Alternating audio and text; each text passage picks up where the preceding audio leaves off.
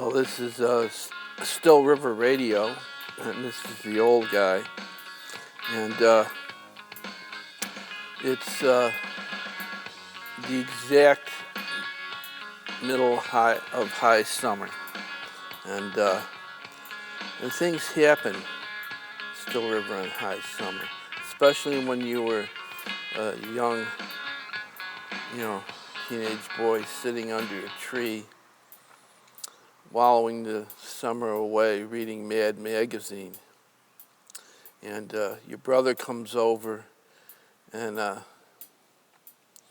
he sees you got the new issue, and he has the weeks before issue, and he's waiting for you to finish, your issue before, you hand it over to him. Then he hands over his issue to, a friend of ours. We were kind of Mad Magazine fanatics. We would run down to the magazine rack of the tobacconist cigar store and wait for the truck to come up for the next issue. Anyway, it was these times of summer that, it was the height of the Cold War. It was the height of the space was the thing. Satellites, Mercury capsules. I don't think it was about 7 or 8 years before we first landed the first man on the moon. Anyway, Still River, the Space-Time Nuclear Show, and we're brought to you by the Tomato and Mayo Foundation. It's summer. Have a tomato, garden grown, locally grown, on white sunbeam bread with Hellmann's mayo. It doesn't get any better than that. Put a little pepper on it also. Well, we were sitting there in the summer when we first ran across the man from Mars. And I think his first name was Dante. He had a wood building factory, a cabinetry. He was a very good carpenter. He had a brother also. And he had this building near the railroad tracks, passenger railroad tracks. And ever since I was a little kid, there was a funny sign he had put up on the side. It was strung around the borders of it was a long sign about 15 to 20 feet long, about 2.5, 3 foot in height, and it said President Kennedy and Khrushchev welcome visitors from other planets. Welcome. And I always saw that sign when I went by, and who would put that up there? This is interesting. So one day, we go to a Christmas party at our godparents' house, and the man from Mars was there. I believe his name was Dante. And he started talking, and it was very interesting. He said, actually, he's from other planets, from space, and aliens do visit him because they know him. And he knows how to signal them in his brain for them to visit him. And they visit him in his backyard or wherever.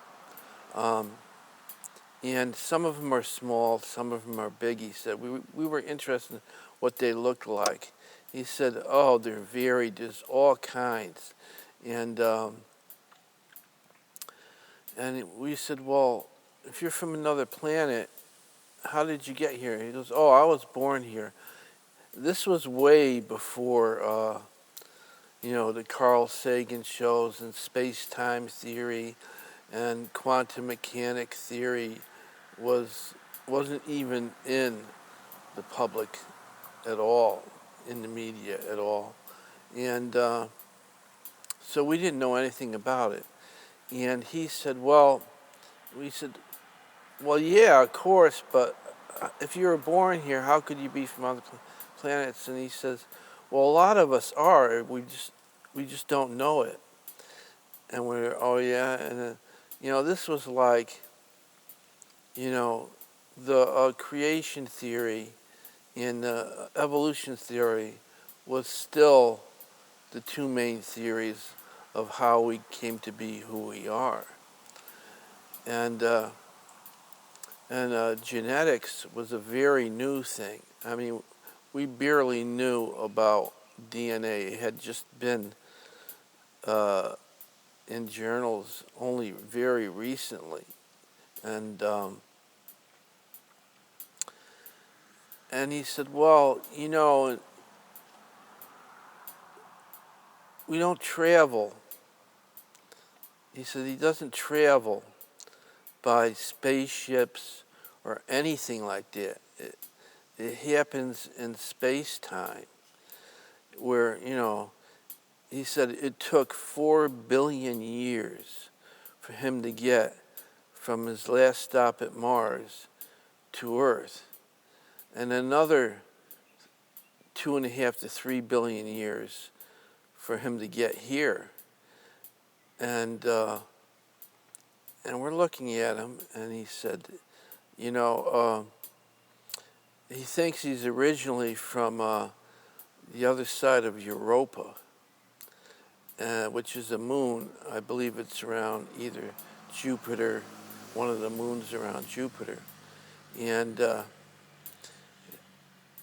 he said, how you travel is over space-time. 4 billion years is nothing, in terms of space-time. Very short time. And,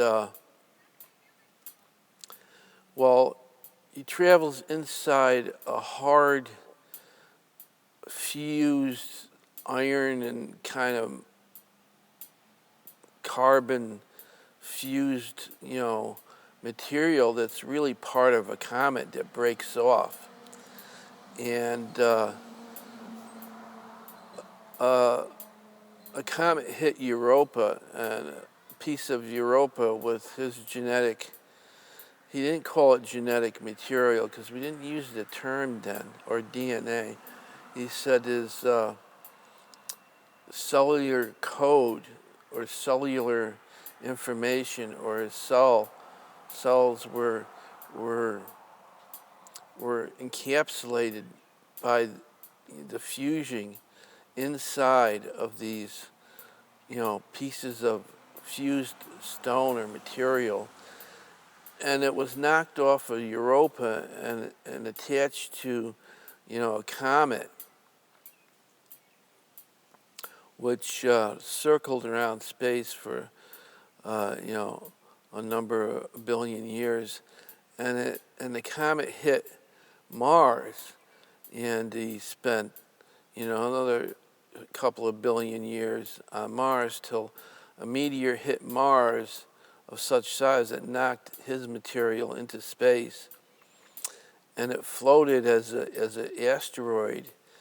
And over another couple billion years, it came down as a meteorite on a tail of a comet and hit Earth. Then from there, it took like another 2 to 3 billion years for him to get here. And he says that's pretty quick in terms of space-time. And we're like looking at, he didn't use the word space-time. I'm using it now to describe. He said that's quick in time in terms of the whole, universe and beyond. And this was before, we knew about string theory or multiple time zones and all of that stuff, which really got into really confusing the creationists and the evolutionists even more. And so he was very interesting, very nice guy, the man from Mars. And there's a TV series, a new one about the Manhattan Project, now that it's August, because It's getting to be August 5th, and the anniversary of the bombing of Hiroshima and Nagasaki. And there's a series on called Manhattan, which I watched the other night, which is sort of okay. And, well, there was an old drunk in town. We used to call him bums. They called him Nuke the Bum. And his story will be coming up next on Still River Radio. And this is the Still River Space Time Summer Show.